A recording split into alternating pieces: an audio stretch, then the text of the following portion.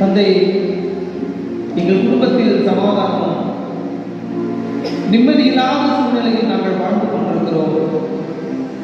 எங்களுக்கு தேவையான அமைதியும் சமாதானம் தந்துள்ளோம். எங்களுடைய குடும்பங்கள்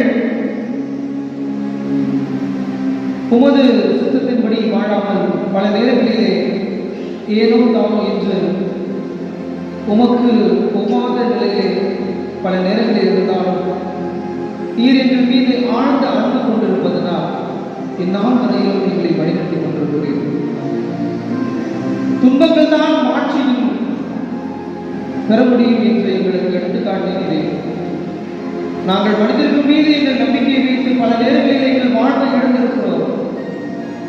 இந்த நேரத்திலே ஆண்டவரே, இன்று நீங்கள் எங்களுக்கு கற்றுக் கொடுத்த துன்பங்கள் தான் எங்கள் வாழ்வில் மாற்றுமை கூறிய ஒரு எடுத்துக்காட்டான ஒரு நிகழ்வு என்பதை நாங்கள் புரிந்து கிறிஸ்துவ வாழ்வை உணர்ந்தவர்களா எங்களுக்கு முன்னோடியாக நீர் துன்பங்கள் நிறைந்து பாடுகள் பட்டு இறந்து முடித்து எழுகிறேன்.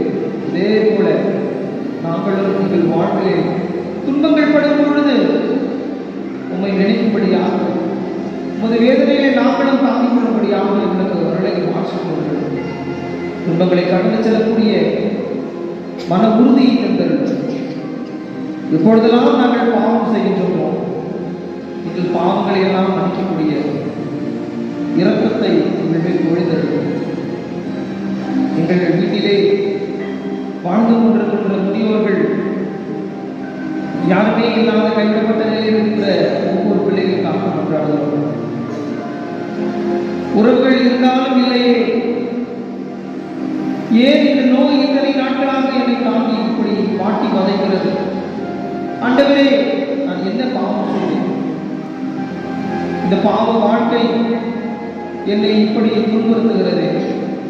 இந்த நோய் நான் எத்தனையோ மருத்துவங்களை நாடினாலும் என்னை விட்டு போக முடியவில்லை.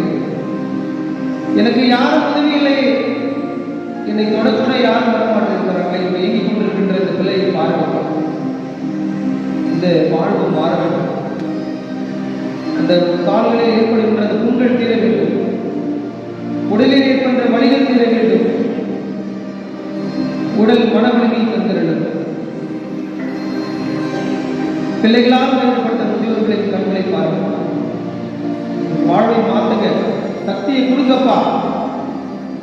ஆலயம் நோக்கி வரக்கூடிய வல்லமையை தாங்க. வீட்டிலே வேலைகள் செய்ய முடியாமல் பிள்ளைகளால் கைவிடப்பட்டுள்ள பிள்ளைகள் படுத்த படைக்காக இருக்கின்ற முதியோர்களுக்காக கொண்டாட